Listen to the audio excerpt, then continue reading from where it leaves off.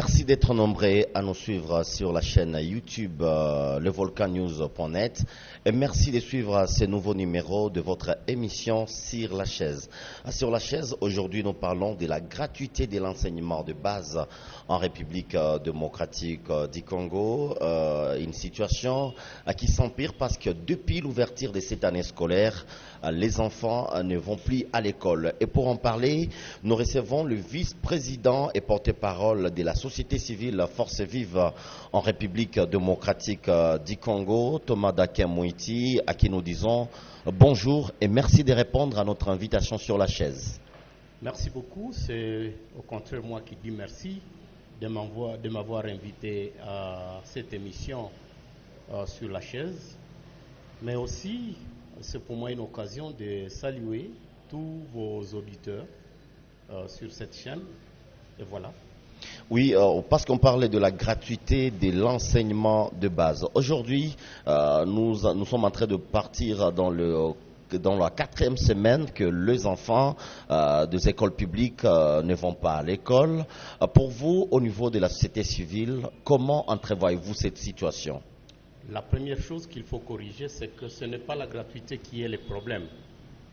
Le problème se situe ailleurs, puisque au niveau de la société civile, nous sommes très respectueux des lois.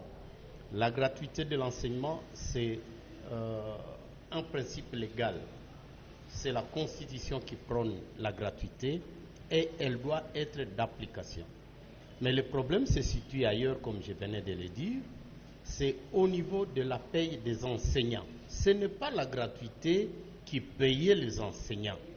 Au contraire, les parents, quand ils ont trouvé que l'État a failli dans sa mission en tant qu'employeur et qu'il n'arrivait pas à payer ses employés qui sont les enseignants, c'est alors que les parents ont décidé de prendre en charge les enseignants.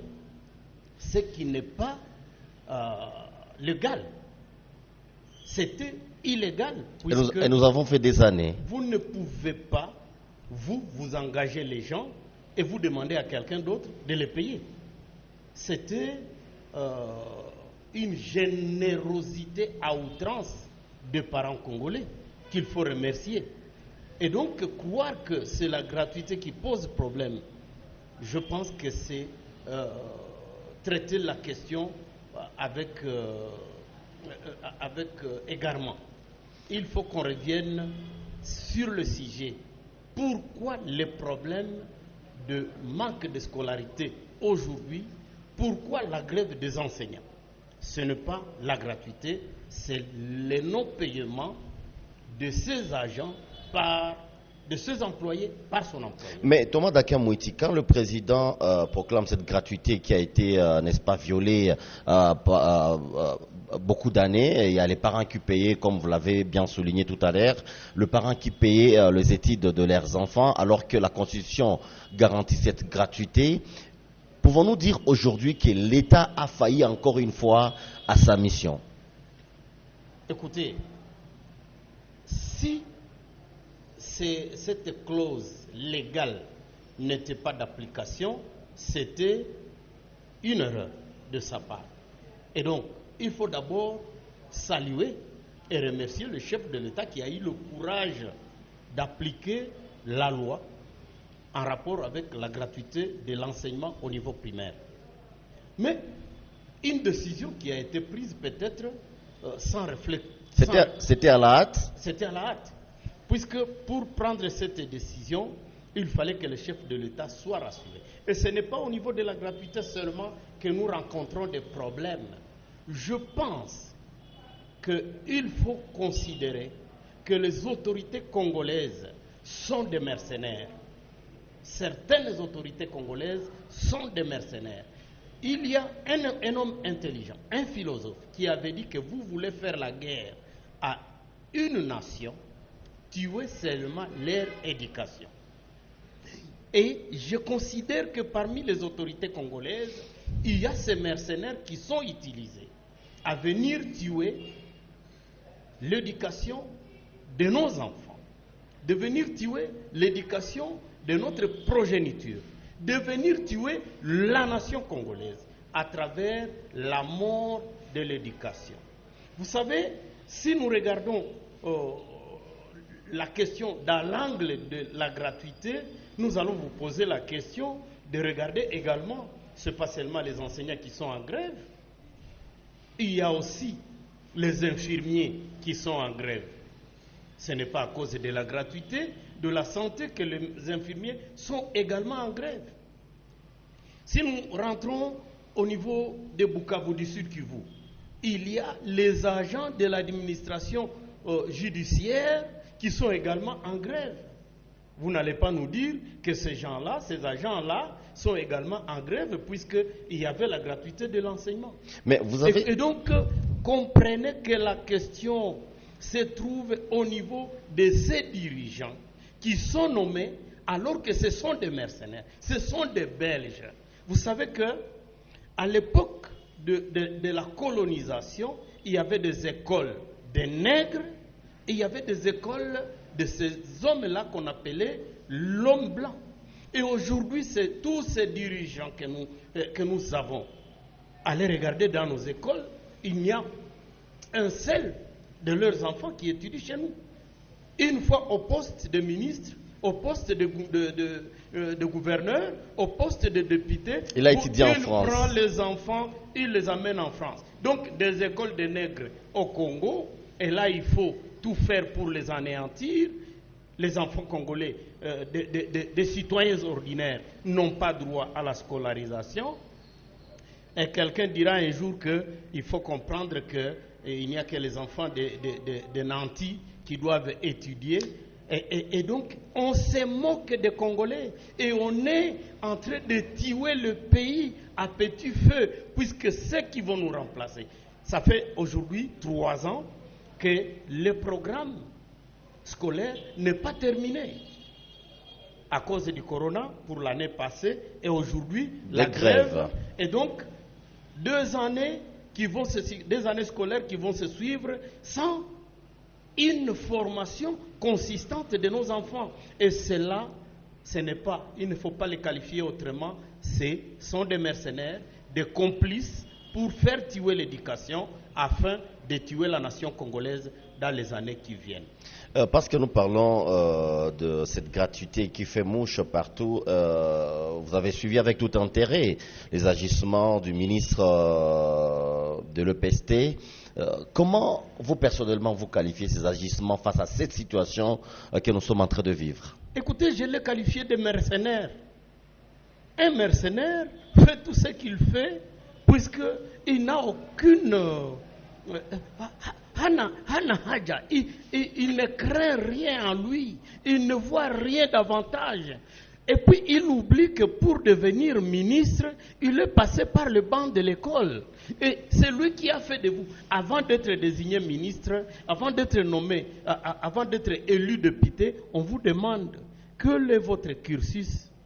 Vous avez été dans quelle école? Vous avez quel niveau d'études? Et c'est lui qui vous... N'oubliez pas que dans les 2 jours qui vont suivre, ce sont les professeurs qui entrent en grève. Ils ont menacé, non loin qu'hier, ils ont menacé que si leur situation n'est pas améliorée, si les accords qu'ils ont avec le gouvernement ne sont pas respectés, les professeurs entrent en grève dans les 2 jours qui suivent. Et donc, moi je ne voudrais pas qu'on pose la question en termes de gratuité. Il faut réfléchir en termes de gouvernance. Est-ce que la gouvernance de la RDC aujourd'hui est à la hauteur de gérer ces pays? Je vais vous donner un exemple banal. Le ministre de l'Éducation qui n'est pas capable de payer les enseignants qui sont en fonction, avec 2 enseignants qu'on appelle les NI, les non payés, se permet de créer des sous-divisions dans les quartiers avec une sous-division qui doit avoir pas moins de 50 agents, avec des frais de fonctionnement de toutes ces divisions et de ces sous-divisions, alors que les enseignants qui sont déjà en fonction ne sont pas payés. Je vais vous donner un autre exemple banal. Est-ce que vous savez que nous sommes aujourd'hui au 12e jour de nos paiements de militaires et de policiers.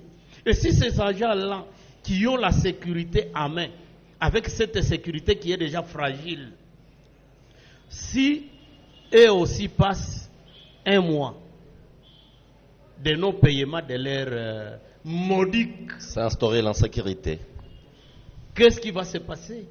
Et donc, je vous dis, il y a un problème de gouvernance et il nous appartient, nous citoyens congolais, de regarder en face les dirigeants que nous avons.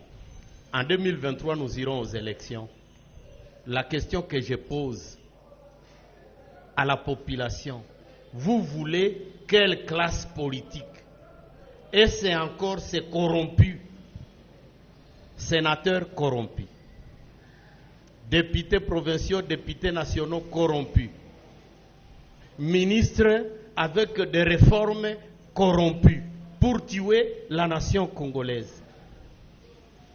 Je vous dis, quelle classe politique avons-nous besoin?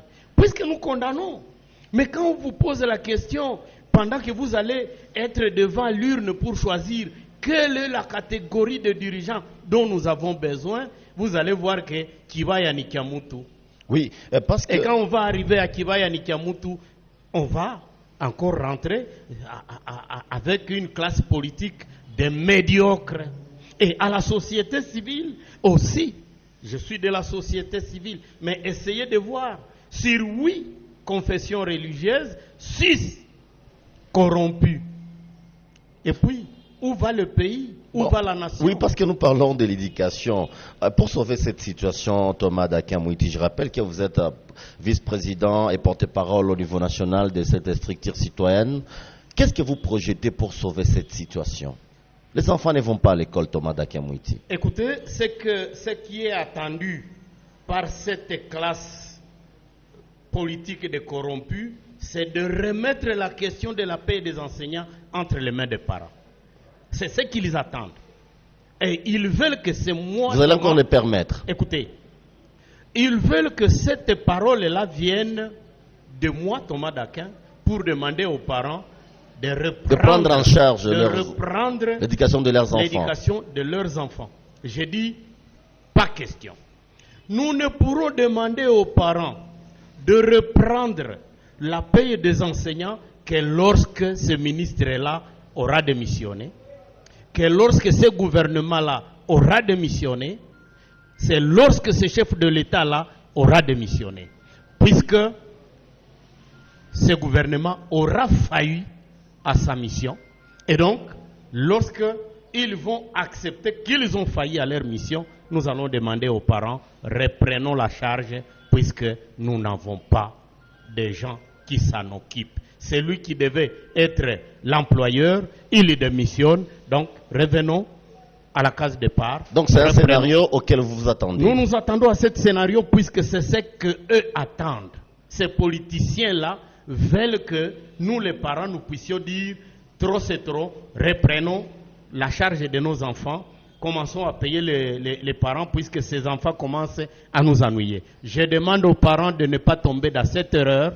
Nous devons mettre ces gens-là qui ont la responsabilité régalienne, qui ont le pouvoir, qui ont engagé ces gens-là de les payer. Et s'ils ne sont pas capables de les payer, qu'ils démissionnent et alors nous reprendrons la charge de ces enseignants. Nous serons les patrons jusqu'à ce que nous irons aux élections avec une nouvelle classe politique. Ce gouvernement de warriors est en train d'échouer. Ils ne sont pas des warriors?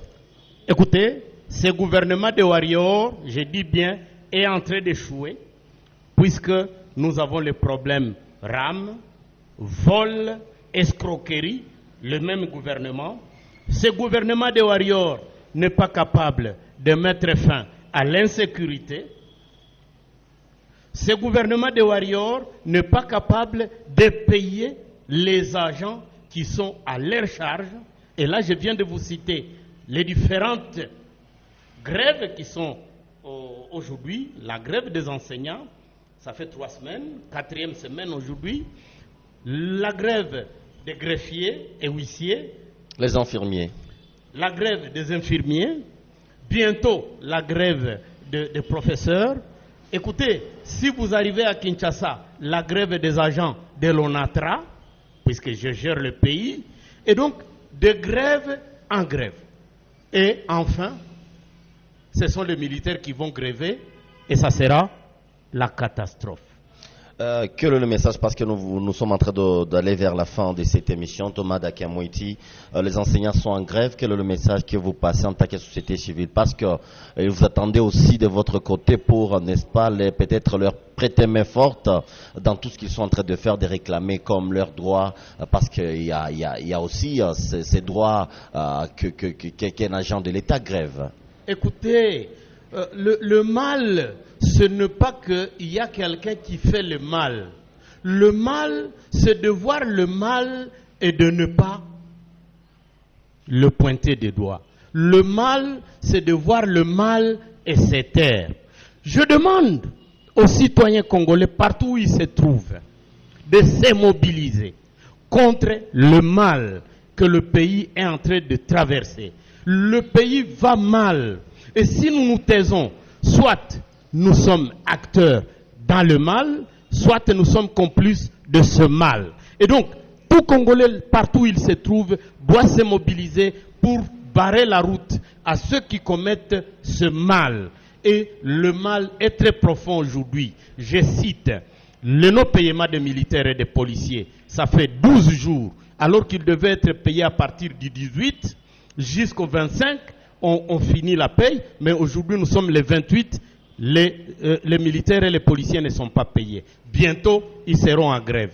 Les enseignants sont en grève, avec des millions d'enfants qui ne sont pas scolarisés, c'est-à-dire qu'on veut tuer l'éducation, et quand on tue l'éducation, on tue la nation tout entière, oui, puisque le pays sera dirigé dans le futur par des voyous, oui, par des mal éduqués, par des mal formés. La grève des infirmiers, on veut que nos enfants ne soient pas vaccinés, on veut que nos enfants, nos épouses enceintes ne soient pas vaccinées, et donc on souhaite qu'il y ait une épidémie et qu'il y ait mort d'enfants, mort de femmes enceintes, et ça sera l'hécatombe. Et donc le pays va mal, mobilisation générale de tous les Congolais, et je vais en faire un point de presse dans les heures qui suivent. Puisque ici je ne suis qu'à votre chaîne, je pense que vous serez là quand je vais désigner tous ces mots qui rongent le pays et qui conduisent le pays vers le chaos. Oui. Avec la CENI qui a été désignée. Oui, Thomas Dakiamoiti, on parle de l'éducation. Quel est le message face à nos caméras? Quel est le message pour les chefs de l'État pour qu'ils puissent voir comment sauver cette situation que juge aussi à des chaos aujourd'hui? Écoutez, au chef de l'État, il a encore le temps de sauver ce qu'il y a à sauver. C'est d'exiger au ministre de l'Éducation de payer les enseignants selon les accords que les enseignants sont en train de revendiquer. Ce sont des accords qui datent aujourd'hui de 3 ans. Il faut que ces accords soient mis en application. Point barre. Ne pas reculer. Le chef de l'État ne doit pas reculer sur sa décision de la gratuité de l'éducation. Le parent ne tombe pas dans l'erreur en disant, comme nos enfants n'étudient plus, reprenons la prise en charge des enseignants. Pas question. Nous ne pourrons prendre cette mauvaise position, cette mauvaise décision que si le ministre de l'Éducation démissionnait, que si Sam Malkonde, le Premier ministre et tout son gouvernement démissionnent, et là nous dirons l'employeur a démissionné, est-ce que nous pouvons sauver nos enfants et nous-mêmes devenir les employeurs de ces enseignants? Thomas Dakiamoiti, le plaisir était pour nous de vous recevoir sur notre plateau de votre émission Sur la chaise. Merci de répondre à notre invitation. C'est moi qui vous remercie et encore une fois, cordiale salutation à tous les auditeurs de cette émission Sur la chaise. Le plaisir était pour nous de vous présenter cette émission. On se retrouve à la prochaine pour un autre numéro. Portez-vous bien. Ciao.